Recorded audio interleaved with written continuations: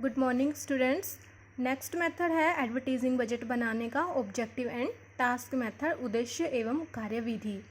इसमें हमारा जो बजट अमाउंट होगा वो किसके ऊपर डिपेंड करेगा कि हमारा पर्पस क्या है और उस पर्पस को पूरा करने के लिए आगे हमने क्या क्या काम करने पड़ेंगे। तो यहाँ पे ना तो हम कॉम्पिटिटर की कॉपी करते हैं और ना ही हम हमारी जो सेल है उसको बेस बनाते हैं।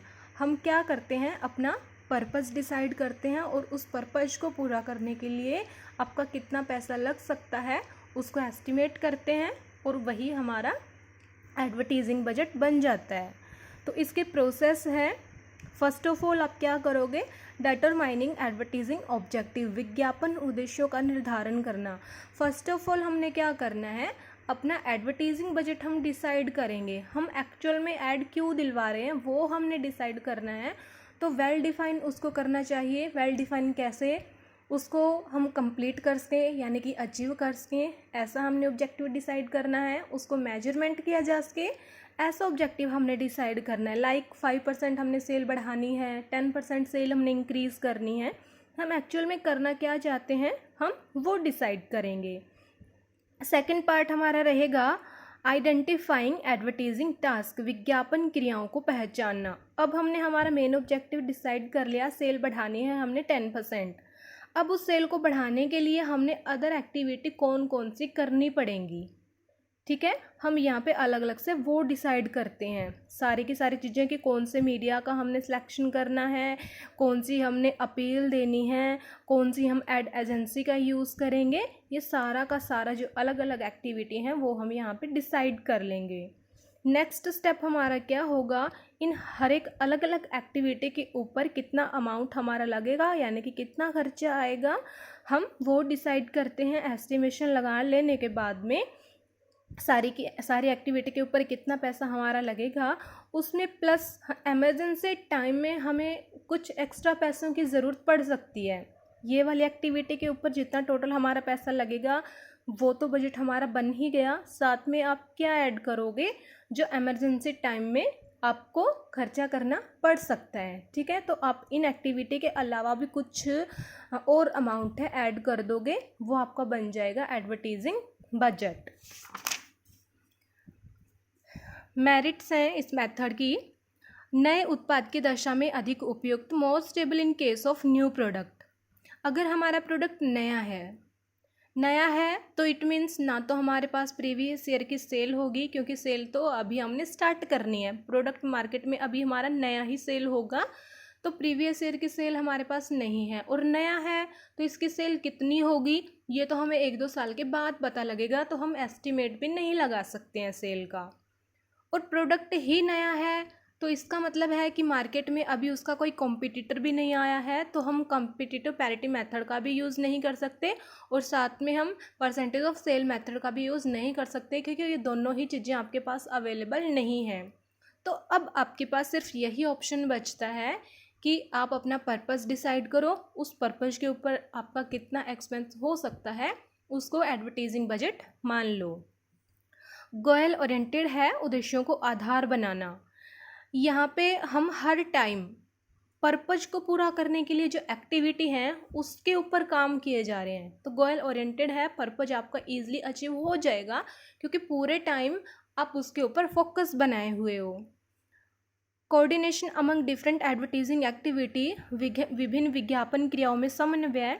अभी हमने पढ़ा कि ऑब्जेक्टिव को पूरा करने के लिए एक्टिविटी हमने डिसाइड करी अलग अलग, तो उन एक्टिविटी के अंदर कोऑर्डिनेशन होगा क्योंकि जो एक्टिविटी हमने डिसाइड करी है वो किसके ऊपर बेस्ड है, हमारा जो मेन ऑब्जेक्टिव है उसके ऊपर।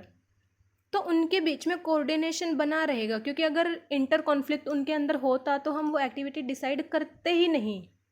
हमने मीनिंग में ही क्लियर कर लिया कि जो ऑब्जेक्टिव होगा उसको पूरा करने के लिए एक्टिविटी डिसाइड करनी है, तो हम कोई ऐसी एक्टिविटी डिसाइड नहीं करेंगे जो एक दूसरे के अगेंस्ट हो, क्योंकि अगर अगेंस्ट होगी तो हमारा पर्पज ही पूरा नहीं होगा।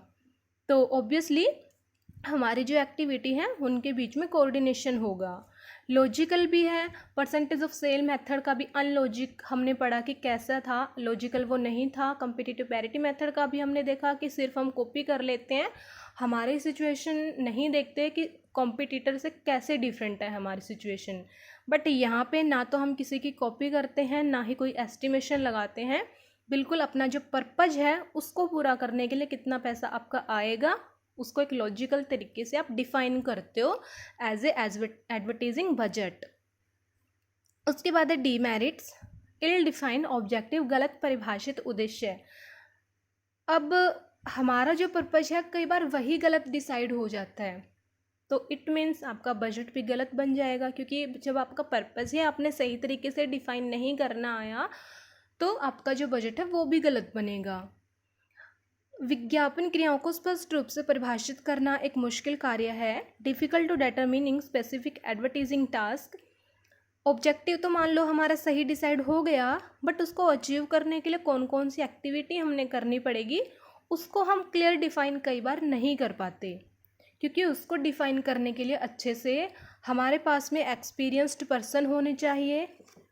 तो हमारे पास अगर एक्सपीरियंस्ड पर्सन नहीं है, वो कैपेबल नहीं है ये डिसीजन लेने के लिए, तो हमारा जो एक्टिविटी है वो अच्छे से डिफाइन हम नहीं कर पाएंगे। इग्नोरेंस अफोर्डेबिलिटी, हमने सिर्फ पर्पज पूरा करने के लिए टोटल कितना पैसा लगेगा हमारा उसका एस्टिमेशन लगा के वही बजट डिसाइड कर दिया, बट हमने ये नहीं देखा कि उतना पैसा हमारे बिजनेस के पास एडवर्टीजिंग के ऊपर लगाने के लिए है या नहीं। जितना पैसा हमने डिसाइड कर लिया उतना पैसा तो हमारे पास बिजनेस में था ही नहीं एडवर्टाइजिंग एक्टिविटी के ऊपर लगाने के लिए, बट हमने डिसाइड कर लिया तो लगाना पड़ेगा। तो ये भी हमारे लिए मुश्किल काम होता है, क्योंकि अब हमारे पास पैसा नहीं है, वो हमने कहीं बाहर से अरेंज करना पड़ेगा। तो बाहर से ईजिली आपको अगर पैसा नहीं मिल रहा है तो आपके लिए प्रॉब्लम क्रिएट हो जाएगी ये मेथड यूज़ करने से।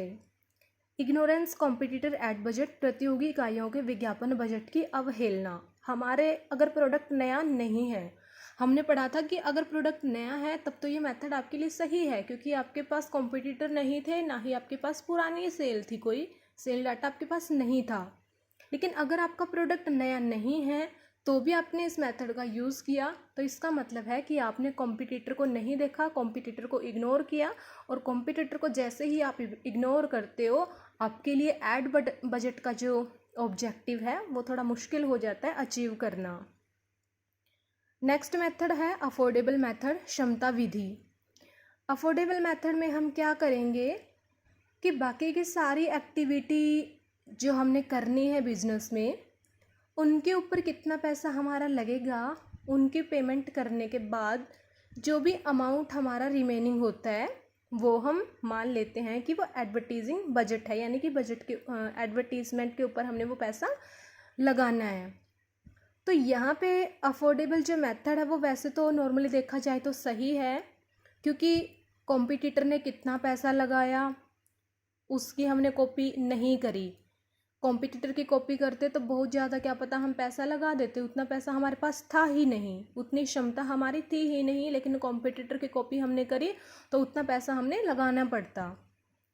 लेकिन दूसरी साइड आप देखो कि हमने जितना अमाउंट बचा बाकी की एक्टिविटी करने के बाद सिर्फ उतना ही अमाउंट लगाया, तो अब ये ज़रूरी नहीं है कि जितना अमाउंट बचा वो आपके लिए सही रहेगा लगाना।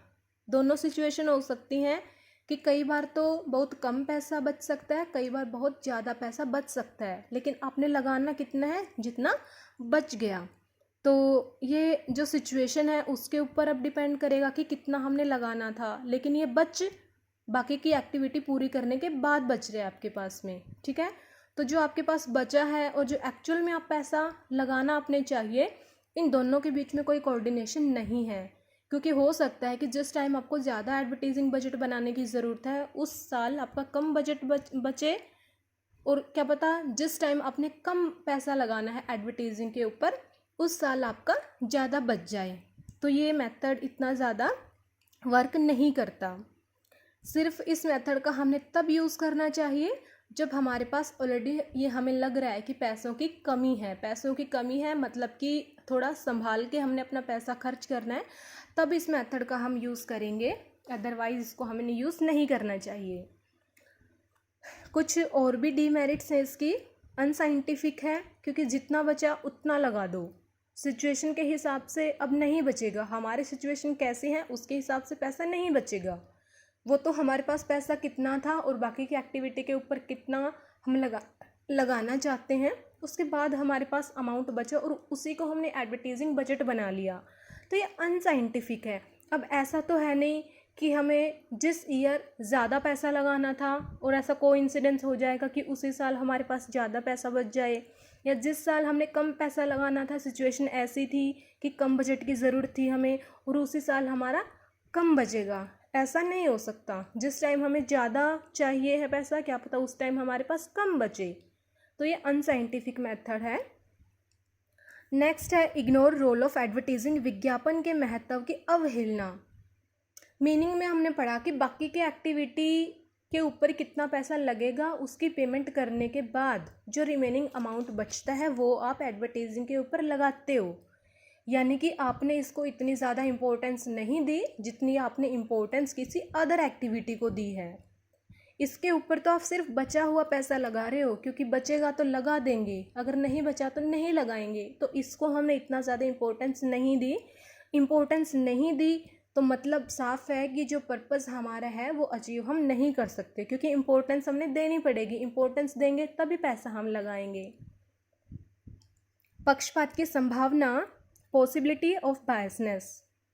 अब हमारे जो टॉप लेवल अथॉरिटी है उसके ऊपर ये डिपेंड करता है कि बाकी की एक्टिविटी के ऊपर वो कितना पैसा लगाना चाहता है, क्योंकि इस एडवर्टीजिंग के लिए तो वही पैसा हम लगाएंगे जो लास्ट में हमारे पास बचेगा।